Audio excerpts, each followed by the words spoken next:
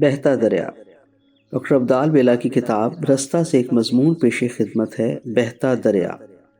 شہر کے ایک نفیس اجلے علاقے میں بینک اسکوائر چوک میں بنے ایک صاف ستھرے ریسٹورنٹ میں روز شام کو 2-4 علم دوستوں کی منڈلی لگا کے عرفان صاحب بیٹھ جاتے اور اپنے علمی ادبی گھرانے سے ملی میراث لوگوں میں بانٹتے رہتے۔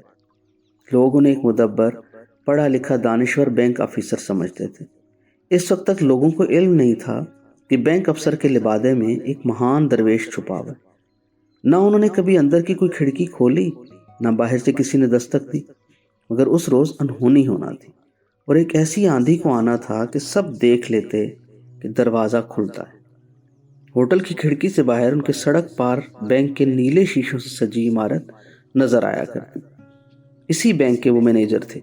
بینک بند ہوتا تو اس ریسٹورانٹ میں علم و گیان کا اکاؤنٹ کھول کے بیٹھ جاتے۔ شہر میں جو بھی صاحب علم آتا ادھر حاضری دیتا۔ ایک دن ایک معروف فامس سیف الدین حسام ادھر آ گیا۔ چائے کی پیالی پکڑے وہ اپنے علم کے نشے میں اپنے تجربے کی چسکیاں لینے لگے۔ کس کس کا ہاتھ دیکھا، کس کو کیا بتایا، جو بھی بتایا سچ نکلا۔ بولا بہت سے مشاہیر کے ہاتھ بھی دیکھے اور جو دیکھا وہ پھر زمانے بھر نے دیکھا۔ بہت سے نام اس نے گنوا دیے۔ مولانا مودودی کا ہاتھ دیکھا، ذوالفقار علی بھٹو کی ہتھیلی دیکھی، امام خمینی کے ہاتھ کی سعادت بھی ملی۔ یہ دو دوست چائے کی بھاپ بھری پیالیوں اور سگریٹ دھوئیں کے مرغولے میں مگن دل جمی سے باتوں میں لگے تھے۔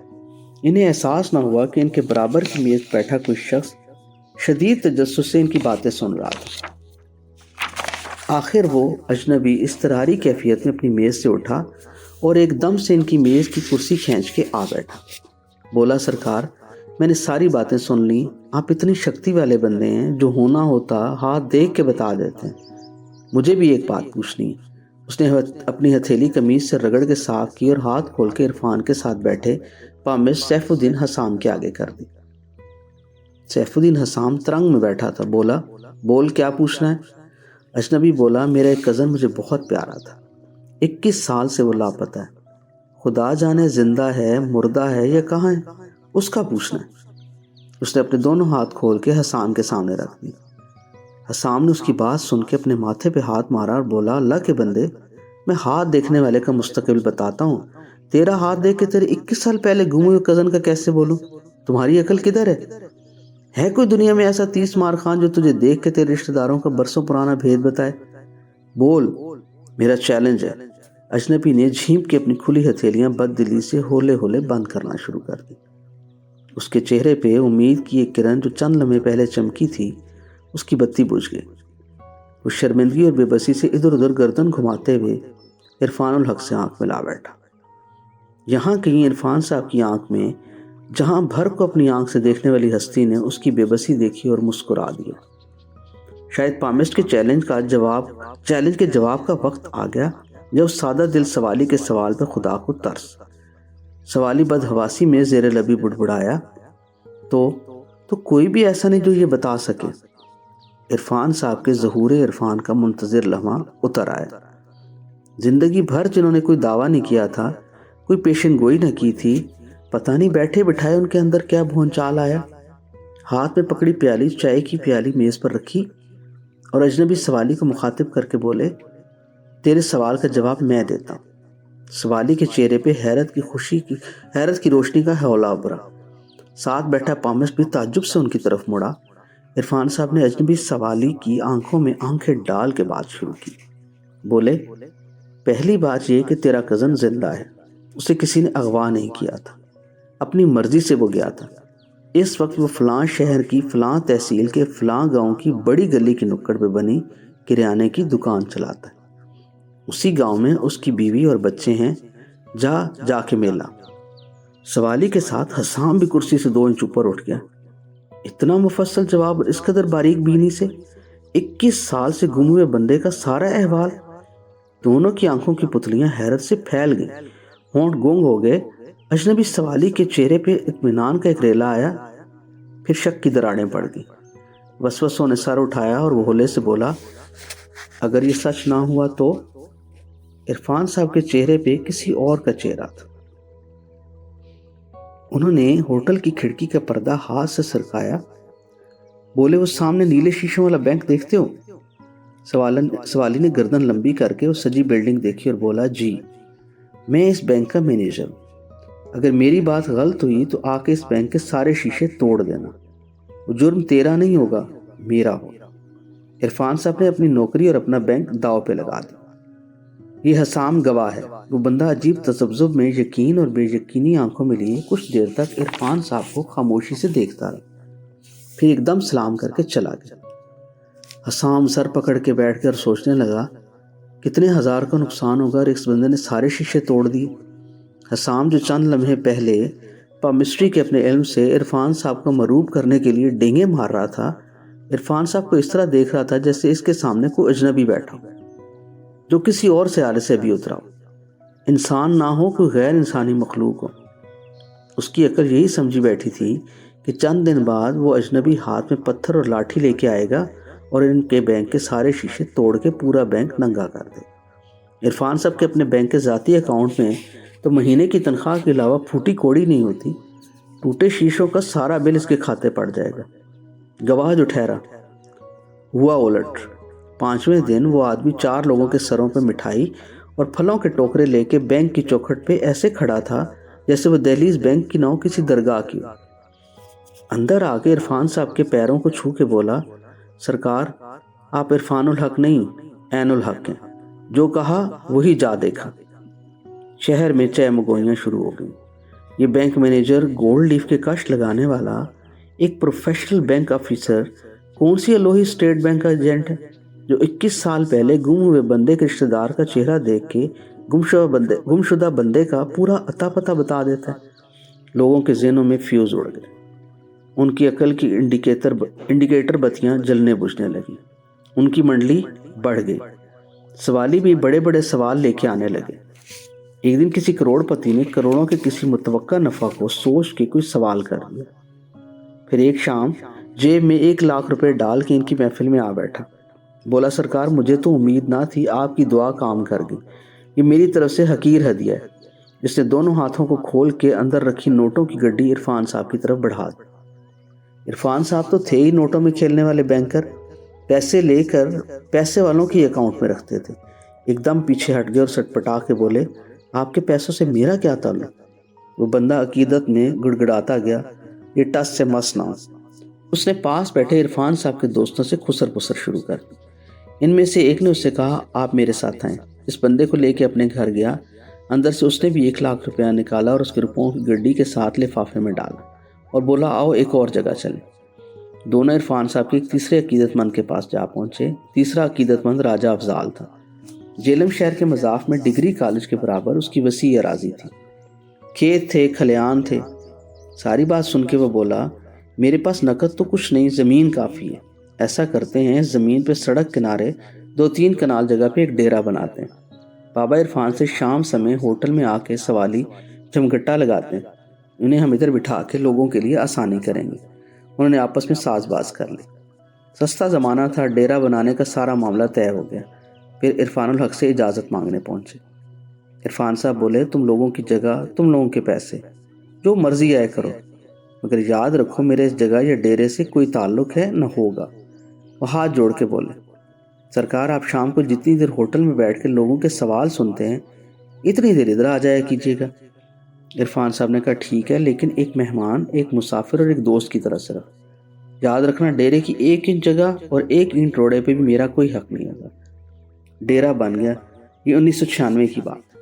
آج کل ڈیرے کے ساتھ ایک خیراتی ہسپتال، ایک مسجد اور ایک لائبریری بھی تیار ہو گئی۔ عرفان صاحب سے پوچھا یہ کیسے؟ بولے جو آ کے کچھ بنانا چاہتے کہتا ہوں بنا لو۔ میں تو جیسے 25 سال ادھر مسافر کی طرح آتا تھا، آج بھی وہی روٹین ہے میری۔ بندوں کی فلاح کے کام کرنے والوں کے ہاتھ تو نہیں روک سکتا نا، ہاں اپنے ہاتھوں پہ کنٹرول ہے۔ بولے دیکھ ڈیرے کی برکت سے یہ سارا مضاف شہر کا حصہ ہے۔ شہر کے ڈگری کالج کے برابر سڑک پہ ان دنوں کوئی آبادی نہ تھی۔ لوگ آنے لگے۔ ڈیرے سے کوئی 1.5 کلومیٹر دور عرفان صاحب کا اپنا گھر ہے 5 مرلے کا، جتنا اس زمانے میں تھا اتنا ہی اب ہے۔ بینک سے ریٹائر ہوئے تو بلا معاوضہ اس ڈیرے کی نوکری پہ آ بیٹھے۔ جمعہ اور منگل کے علاوہ ہر روز شام 3 بجے سے رات 9 بجے تک کی نوکری۔ لوگ بڑھتے گئے، ڈیرے میں بھی وسعت آتی گئی۔ سوال یہ ہے کہ لوگ کیا سوال لے کے آتے ہیں، کیا جواب ملتا ہے۔ مجھے بڑا تجسس تھا، ایک دن خود ہی بولے میرے پاس بیٹھ جایا کرو۔ میں بیٹھنا شروع ہو گیا۔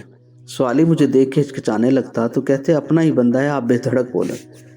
وہ بولنے لگے، کسی کی شادی نہیں ہو رہی، کسی کی ہوئی ہے مگر جان پہ آ گئی ہے، کوئی ساس سے تنگ، کسی نے ساس کو پریشان کیا ہوا ہے، کوئی دبئی جانے کے لیے بےتاب، کسی کو کویت سے ادھر بلوانے کی عرضی، کوئی جگر کی بیماری میں مبتلا پیلی آنکھوں والا، کسی کی لال آنکھوں میں خون کا ابلتا فشار، کوئی جوڑوں کے درد سے ٹیڑھا ہوا، کسی گردن میں پڑا سریا اسے جھکنے نہیں دیتا، غصے پہ کسی کو قابو نہیں، کوئی سارا کاروبار یاری دوستی میں اڑا گیا، نوکری کے لیے کوئی مارا مارا آتا، کسی کو 7ویں کارخانے کی بنیادیں رکھنے کی جلدی، کوئی کروڑوں کا مالک مگر نیند کا محتاج، کسی کی بڑے بڑے صدموں سے آنکھیں پلٹی ہوئی، کوئی مدہوش آنکھیں لیے خوشیوں کا متلاشی۔ عرفان صاحب کے ساتھ بیٹھ کے مجھے دنیا کے دکھوں کی سمجھ آنے لگی۔ وہ جو ظاہری شان و شوکت اور کھڑکتی ٹین بھرے چہرے پہ سجائے دنیا بھر میں اکڑتے پھرتے، ان کے سامنے آ کے پھٹی بوری کی طرح ڈھیر ہو جاتے۔ عرفان صاحب کے ساتھ بیٹھ کے مجھے دنیا کے دکھوں کی سمجھ آنے لگی۔ وہ جو ظاہری شان و شوکت بھرے چہرے سجائے دنیا بھر میں اکڑتے پھرتے، ان کے سامنے آ کے پھٹی بوری کی طرح ڈھیر ہو جاتے، ریزہ ریزہ ہو جاتے۔ کسی کو اولاد کے نہ ہونے کا غم اور کوئی اولاد کی گستاخیوں سے دکھی، کاروبار میں نقصان کا کوئی واویلا کرتا، کوئی سونا چاندی پہن کے بلبلاتا کہ جسم میں کینسر پال رہا ہے۔ اب ان سب سوالوں کے جواب میں عرفان صاحب کیا کرتے؟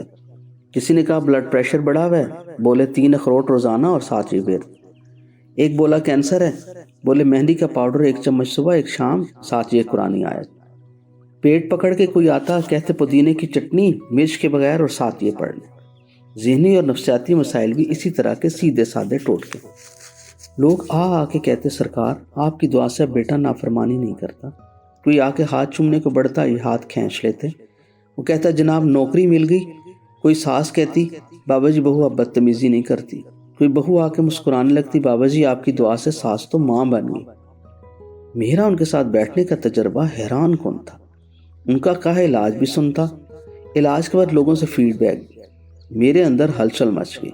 میں جدید علوم کا پڑھا لکھا MBBS ڈاکٹر، 40 کتابوں کا مصنف، دنیا کا اکثر علم پڑھا، پوری دنیا گھومی، میرا سر چکرا گیا۔ یہ بابا کیا جادوگر ہے؟ کون اسے پڑھاتا ہے؟ کون اسے بتاتا ہے؟ لوگ کیا سارے پاگل ہیں؟ صبح 10 بجے آ کر بیٹھ جاتے ہیں، 3 بجے قطار ہلتی ہے۔ عقل کیسے مانے، وہ بھی ایک ایسے بندے کی جسے اپنی عقل پہ ناز ہو۔ میں نے سوچ لیا کہ بابا کے بھید کھولوں گا۔ جب یہ کرسی پہ بیٹھتے، سائلوں کی باتیں سنتے تو بات چیت کی گنجائش نہ رہتی۔ اکیلے ہوتے تو میں جان نہ چھوڑتا، سوال پہ سوال۔ ایک دن پوچھ لیا سرکار یہ جو آپ پھل پھول سبزیاں اور جڑی بوٹیوں سے علاج تجویز کرتے ہیں کیا حکمت پڑی ہے؟ بولے توبہ کر، میری 7 پشتوں میں کوئی حکیم نہیں ہوا۔ پھر آپ کیسے فر بول دیتے ہیں یہ کھاؤ یہ نہ کھاؤ؟ کہتے جو لکھا نظر آتا وہ بول دیتا۔ آپ کو لکھا لکھایا نظر آتا ہے؟ کبھی آتا ہے، کبھی اس کا خیال دل میں۔ آپ مریض کو دیکھ کے مرض کی تشخیص بھی کرتے ہیں، کبھی ڈاکٹری پڑھی؟ بولے ڈاکٹر تو تم ہو، کوئی غلط تشخیص دیکھی ہو تو کہو۔ یہی تو حیرانی ہے، تشخیص بھی 16 آنے صحیح، یہ بتاتا کون ہے؟ بولے وہی، کبھی لکھا نظر آیا کبھی دل میں اترا۔ میں سوچنے لگا یہ تو انٹرنیٹ پہ بیٹھے جیسے گوگل کھول کے کوئی سوال لکھے نیچے جواب آتا ہے۔ یہ تو ہم کمزور انسانوں کے بنائے عجوبے ہیں۔ بابا عرفان جو خدا جانے کون سی ویب سائٹ کھول کے بیٹھے ہوتے ہیں۔ پوچھا کوئی اسم اعظم ہے آپ کے پاس؟ بولے تمہیں پوچھ کے کیا لینا، تجسس ہے۔ بولے اسم اعظم ہر ایک کے لیے الگ ہے، آپ کے لیے شاید ہو۔ کیا پرانی بات ہے، بچپن میں کوٹ مومن کے مروڑ والا کے رہنے والے صوفی ابراہیم نے ایک ورد بتایا تھا۔ کیا تھا؟ اللہ الصمد۔ پوری کہانی کہیں سرکار، میں چھوڑنے والا تھوڑی ہوں۔ بولے دیکھ میں نے ساری عمر بینک کی نوکری کی ہے، 13 بینک برانچوں کا مینیجر رہا ہوں، بینک کی دنیا میں کامیاب مینیجر سمجھا گیا، سب کامن سینس کے اصول اپنائے، وقت سے آدھا گھنٹہ پہلے دفتر جانا، ذاتی کام اخبار پڑھنا سب بینک کے اوقات سے پہلے یا بعد، روز کا کام روز، اگلے دن پہ کبھی نہ ٹالا، جو خط آیا ساتھ ہی جواب لکھ دیا۔ بینک کے جتنے کلائنٹ ہوتے ہیں ان کی فہرست میز پہ، روز ان میں سے 10-12 کو فون کر کے حال احوال معلوم کرتا، ان کی خوشی غمی شامل ہوتا، کوئی دعوت نامہ آ گیا گیا تو ٹھیک، نہ گیا تو شکریہ کا خط۔ سرکار بات کا رخ نہ موڑیں۔ کیوں؟ یہ سب وہ چیزیں ہیں جن کے دم سے آج مغرب مشرق سے کئی صدیاں آگے ہے نا؟ ہے، مگر سرکار میں وہ سوال پوچھ رہا ہوں جن کی وجہ سے آپ جیسے مشرقی بابوں نے مغرب کو کئی صدیاں پیچھے چھوڑ دیے۔ کیا مطلب؟ یہ جو آپ بیماروں، بیچاروں، دکھیوں کے دکھ سن کے بغیر مہنگی انویسٹیگیشن کے ٹکٹکی باندھے سیدھے سادے اور سستے طریقے سے شفا دیتے ہیں، انہیں ان کے دکھوں سے نکال لاتے ہیں، یہ کیسے؟ بولے اس میں میرا کوئی کمال نہیں، یہ اس کا کام ہے۔ کیسے؟ سوال ہی تو آپ کے پاس آتا ہے۔ بولے جسے اللہ نے شفا کے لیے چن لیا ہو انہیں شاید میری طرف بھیج دیتا ہے، میرا کوئی چمتکار نہیں، وہ سارے راستے خود دکھاتا ہے۔ بیماری اور الجھن ختم ہوگی پھر بھی اس کے اندر کا ذکر نہیں مرتا، ملا رخ نہیں ٹلتا۔ یہ تو اس کا کھیل ہے جس سے وہ اپنانا چاہتا ہے، اسے کسی مٹے فنا ہوئے مجھ سے فقیر کے پاس بھیج دیتا ہے اور اپنا لیتا ہے۔ یہ سب اس کا کرتب ہے، میں تو ڈھکوسلا ہوں۔ مگر سرکار یہ ڈھکوسلا ملا کیسے؟ بولے تم جان نہیں چھوڑو گے؟ نہ جی۔ تو سنو، گھر میں اب 7 بہن بھائی تھے، 4 بھائی 3 بہنیں، میں سب سے بڑا۔ 14 اگست 1946 کو نجیب آباد بجنور یوپی میں پیدا ہوا۔ دادا تمہاری طرح ادیب آدمی تھا، 2 ناول بھی انہوں نے لکھے۔ خان بہادر کا خطاب ملا، حویلی انہوں نے بنائی، گھر میں کتابیں رکھی، انوار الحق نام تھا ان کا۔ پاکستان بنا، سارا کنبہ ادھر رہا جدھر حویلی تھی، مگر میرے ابا احسان الحق حویلی چھوڑ کے ہمیں ادھر لے آئے، ادھر جہلم میں ٹھہر گئے۔ فوج کے ٹھیکیدار تھے، علم گیان سے دلچسپی تھی، شام کو گھر میں علم کے متلاشی بوند بوند علم لینے پہنچ جاتے۔ مگر ابا کو اللہ نے عمر زیادہ نہ دی، میں 18 سال کا ہوا تو وہ فوت ہو گئے۔ گھر میں 7 بہن بھائیوں کا میں اکیلا کفیل رہ گیا۔ تعلیم بھی ادھوری تھی۔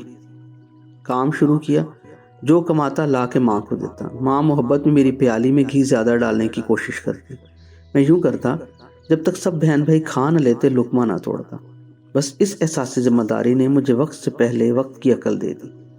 میں سامنے پڑے پھل، ہانڈی میں پڑی بوٹیاں اور دسترخوان پڑی چیزیں گن کے طے کر لیتا، میرا کھانے کے لیے نمبر آخری ہے۔ میں نے پہلا سبق یہ سیکھا کہ اپنے حق سے کم لینا ہے۔ پھر ماں تو ہر وقت خدمت میں لگی رہتی تھی، مگر مجھے اس وقت تک ماں کی خدمت کرنا نہ آئی تھی۔ ایک رات بھائی نے مجھے جھنجھوڑ کے جگایا کہ ماں ساتھ لیٹی درد سے کرا رہی ہے، تم سو رہے ہو۔ میں اٹھا، ماں کے لیے دوا دارو کیا۔ ماں تو اللہ نے ٹھیک کر دی، لیکن باقی کی ساری عمر ایک لمحہ بھی ایسا نہیں آیا کہ ماں نے چھینک ماری ہو اور میں پاس نہ کھڑا ہوں۔ شاید ماں کی کوئی دعا کام دے گی۔ اور کیا ہونا تھا؟ والد کی وفات کے بعد رشتہ دار انڈیا سے کیسے ادھر پرسہ دینے آتے؟ ماں اور بہن بھائی غم سانجھا کرنے کے لیے انڈیا چلے گئے۔ میں پیچھے گھر میں اکیلا تھا، 18 سال کی عمر، سردیوں کے دن، یتیم اور بے آسرا، لحاف میں لیٹا روتا رہتا۔ مجھے عبادت کرنا نہ آتی تھی، رونا آتا تھا۔ دن کو باپ کی قبر پہ جا کے روتا، رات کو لحاف میں منہ دے کے روتا۔ بس جو بات لبوں سے نہ ہو سکی شاید آنسوؤں نے کر دی۔ ایک رات کیا ہوا، جاگ رہا تھا، کمرے میں اچانک تیز روشنی ہو گئی، جیسے کوئی بڑا سا جلتا ہوا ہنڈا اٹھا کے آ گیا اور بولا سیدھے ہو کے بیٹھ جاؤ، سرکار تشریف لاتے۔ میں اٹھ کے بیٹھ گیا، بیٹھا کھڑا ہو گیا۔ کن کی آمد تھی؟ حضرت غوث پاک تشریف لائے تھے۔ کچھ کہا سرکار نے؟ باتیں تو کئی کی، مگر ایک خوشخبری عجیب تھی۔ کیا؟ سرکار غوث پاک نے فرمایا ایک وقت آئے گا جب ایک زمانہ تم سے سیراب ہوگا تو وہ آپ کو دریا بنا دے۔ یار میں کچھ نہیں بنا، مجھے نہ بناؤ بگاڑو۔ پوچھا سرکار یہ مریضوں کے علاج کا علم بھی انہی سے عطا ہوا؟ بولے یہ سرکار بابا فرید کی عطا ہے۔ سوال کیا آپ جو اکثر کھڑی شریف جایا کرتے تھے ادھر سے کیا لائے؟ بولے کبھی کسی سوال کے جواب میں تاخیر ہو جاتی تو ادھر حاضری دیتا، سوال کا جواب آنن فانن آتا۔ صابر پیا سے کیا لائے؟ صبر اور جلال بھی؟ بولے جلال میرے آقا غوث پاک نے جمال کر دیا، جلال اور جمال دونوں کا فہم دے دیا۔ اور کدھر کدھر جاتے رہے، ہر جگہ گیا، علی حجویری سے علم لیا، اقبال کی پراندھی بیٹھا، میاں میر سے خصوصی تعلق رہا، دہلی کے کتب صاحب اور نظام الدین اولیاء کے ہاں بھی حاضر ہوتا رہا۔ سب دیالو بابے خالی ہاتھ نہ لوٹاتے۔ ادھر محفل میں ایک عقلی آدمی بیٹھا تھا۔ عقلی آدمی کی پہچان یہ ہے کہ وہ اپنی عقل کو ملکہ برطانیہ سمجھتا ہے، وہ ملکہ جو کبھی پوری دنیا پہ راج کیا کرتی تھی۔ وہ کیسے گیان، وجدان اور عرفان کی ریاستوں کو توجہ دے۔ وہ سمجھتا ہے اس کی جیب میں کھڑے ملکہ کی تصویر والے عقلی پاؤنڈ ہیں، امریکی کھڑکتے ڈالر ہیں، خالص مہکتے سعودی ریال ہیں۔ وہ دل اور احترام کی باتوں کو ریزگاری سمجھ کے ہاتھ نہیں لگاتا۔ تھوڑی دیر تک وہ عقلی آدمی عرفان صاحب کو تشکیک سے تکتا رہا اور پھر بولا، عرفان صاحب، وہ جو بزرگ پردہ فرما گئے دنیا سے چلے گئے، ان کا تصرف ادھر کدھر باقی؟ عرفان صاحب کے چہرے پہ صابر پیا کا چہرہ آ گیا۔ بولے، ایک واقعہ سن لو، پہلے جا کے تصدیق کرنا، پھر آ کے بعد۔ اسی شہر کا فلاں بندہ ہے، فلاں محلہ، اس کا بیٹا ادھر جہلم میں ڈوب گیا۔ وہ مارا مارا پھرے، کہے بیٹا تو ڈوب گیا، اس کی لاش ہی مل جائے۔ میرے پاس آیا، میں نے کاغذ پہ کچھ لکھ کے اسے دیا کہ دریا میں ڈال دو۔ وہ کاغذ دریا میں ڈال آیا، بچہ پھر بھی نہ ملا۔ آپ نے کاغذ پہ کیا لکھا تھا؟ وہ میری طرف دیکھ کے کچھ کھچکچائے، پھر بولے، ایک فقرہ لکھا تھا، جہلم دریا اس بندے کا بیٹا واپس کر دو۔ دریا نے پھر بات مانی؟ نہیں، مگر مجھے بچہ دکھا دیا۔ دیکھا کہ بچہ دریا کی تہ میں اکی جھاڑیوں میں الجھا ہوا ہے اور اس کے گلے میں پہنی ہوئی مالا کا کنٹھا ایک ٹہنی میں پھنسا ہوا ہے۔ اس وقت ایک اشارہ بھی مل گیا کہ فلاں بزرگ کے مزار پہ جاؤ۔ گیا، کہا حضور اس بچے کی لاش دریا سے لینی ہے، اس کے گلے کا ہار جھاڑیوں سے نکال دیں۔ اگلے دن لاش دریا کی سطح پہ تھی۔ بولے، دیکھ، تصرف اور طاقت پہ صرف خدا کی بادشاہی ہے، جسے چاہے جتنا مرضی حصہ دے دے۔ اس کے سامنے ہم جیسے زندہ ویسے مرے، ادھر دونوں حیثیتوں میں موجود، ہماری روحیں زندہ ہوں یا مرے ہوں، دست بستہ اس کے ہر حکم کی پابند۔ یہ تو ہم لوگوں نے اپنے جسموں میں مغالطے پالے ہوئے، موج کریں، مانیں یا نہ مانیں۔ میرا مقصد کسی کو منوانا نہیں، میں تو اس تھوڑی سی خدمت کے لیے ہوں جس کی اجازت ملی ہوئی ہے۔ عرفان صاحب کے ساتھ برسوں کی دوستی ہے۔ پہلی ملاقات میں بھی انہوں نے کسی خاتون سے کہہ کے مجھے بلوایا تھا۔ رفتہ رفتہ محبت بڑھتی گئی۔ اب کچھ دن ان سے ملاقات نہ ہو تو ان نشئی کی طرح جسم میں نشہ ٹوٹنے کی علامات ظاہر ہونے لگتی ہیں۔ کئی دکھ اور وسوسے تو انہیں دیکھ کے دور ہو جاتے ہیں۔ درمیانہ قد، بھاری جسم، قدرے بھاری جسم، چہرے پہ سفید گھنی داڑھی میں کچھ کالے سیاہ بال، آنکھوں میں بچوں جیسی معصوم چمک اور ٹھہر ٹھہر کے دھیمی آواز میں بولنے کا انداز۔ اشفاق احمد صاحب اپنی زندگی کے آخری دنوں میں لاہور سے جہلم خاص طور پر بابا عرفان الحق سے ملنے آیا کرتے تھے۔ وہ اشفاق احمد جن سے بہتر علمی اور دانش بھری گفتگو کرنے والا آدمی پچھلے 100 سال میں پیدا نہیں ہوا۔ وہ چپ چاپ ٹکٹکی لگایا کہ گھنٹوں عرفان صاحب کو دیکھتے اور سنتے رہتے۔ ممتاز مفتی اور اشفاق احمد کے بعد میری زندگی میں انسانی معراج کا بہترین مشاہدہ عرفان الحق ہے۔ کسی کو مجھ سے لاکھ اختلاف ہوں، مگر وہ یہ کبھی نہ کہہ سکے گا کہ میں نے کبھی کسی کے لیے ناجائز قصیدہ لکھا۔ ان کا کمال یہ ہے کہ ان سے کسی بھی موضوع پہ کوئی سوال، کوئی بھی نکتہ پوچھ لیں، عین 2 لفظی کھرا جواب آئے گا، جو قرآن، حدیث، سیرت پاک، کامن سینس اور تمام تر انسانی علوم کی ہر پرکھ سے پرکھا جا سکے۔ بلکہ اکثر وہ جوابات بھی ہوتے ہیں جہاں انسانی پرکھ کو پہنچنے میں ابھی شاید کچھ صدیاں اور لگیں۔ ان کی گفتگو جو چھوٹی سی دوستوں کی منڈلی میں شروع ہوئی تھی، اب ایک ملک گیر بلکہ عالمی پنڈال میں بدل گئی۔ شروع میں جنہیں فرد فرد، بندے بندے کی انگلی پکڑنے کی ذمہ داری ملی تھی، لگتا ہے ان کے ہاتھ میں ہجوم کا ہاتھ دے دیا گیا کہ وہ انہیں لوہے سے مقناطیس بنائے۔ بے ترتیبوں کو کوئی ترتیب دیں۔ سماجی، معاشی، معاشرتی، ملکی، عالمی اور مذہبی تمام تر باتوں میں مرتب ہونے والی ان کی کتابوں کی تعداد اب درجنوں میں۔ اردو کے علاوہ انگریزی میں بھی ان کے تراجم چھپے ہیں، مگر عرفان صاحب کی ذات میں تکبر نہیں۔ انہوں نے عہد حاضر کے دوسرے مذہبی رسہ گیروں کی طرح اپنے سننے اور ملنے والوں میں طبقاتی درجہ بندی روا نہیں رکھی۔ اشرافیہ الگ نہیں بیٹھتے، نہ بڑی کار پہ آنے والے کا نمبر پہلے، نہ اونچے رینک نہ اہم پوزیشن کے بندے کے لیے کوئی خصوصی نشست یا برتاؤ۔ ڈیرے پہ ایک سفید بورڈ لگائے، جو بندہ آتا ہے وہ اپنے ہاتھ سے نمبر شمار کے ساتھ اپنا نام لکھ کے انتظار گاہ میں بیٹھ جاتا ہے اور ملاقات کے بعد اپنا نام خود کاٹ دیتا ہے۔ ان کے سامنے نہ کوئی اونچا نہ کوئی نیچا، نہ انہوں نے پلازے بنائے، نہ پورا محلہ خریدا، نہ پیٹرول پمپ چلائے، نہ جرنیلوں اور سیاستدانوں سے یاریاں گانٹھی، نہ کہیں بکے نہ کسی کو خریدا، جو سچ دل میں آیا وہ ڈنکی کی چوٹ پہ منہ پہ کہا۔ عرفان صاحب کسی مسلک کسی فرقے کی بات نہیں کرتے، ان کا اللہ تمام انسانوں کا خدا ہے، وفاقی سچائیوں کا وہ حسن کمال ہیں جنہیں ہر مذہب ہر دور میں پذیرائی دے گا۔ وہ اس عہد میں انسانیت کی کند ہوئی قدروں کے ایسے ترجمان ہیں جن کی نظیر شاید اس عہد میں کوئی اور۔ کوئی بھی کسوٹی لے کے کوئی پرکھ لے، وہ عین 24 کی رات کا سونا ہے جس میں ذرہ بھر ذات کے منافع کی کھوٹ نہیں۔ پوری دنیا میں ان کے نام پہ حق ملکیت کی کوئی چیز نہیں، نہ اپنا 5 مرلے کا گھر، نہ کوئی پلاٹ، نہ کہیں زمین۔